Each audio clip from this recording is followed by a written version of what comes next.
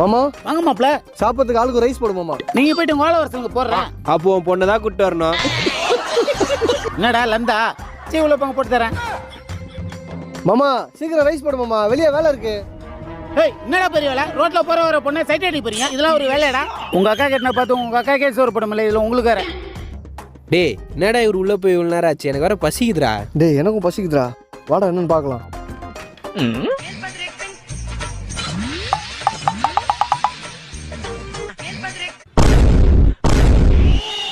யோ என்னயா பண்ணுகிற, பழைய கறியா எடுத்து போட்டுனுங்கிற, இப்படிதான் நீ கஸ்டமருக்கு வியாபாரம் பண்ணுகிறியா? நீலாம் நல்லாவே இருக்க மாட்டியா?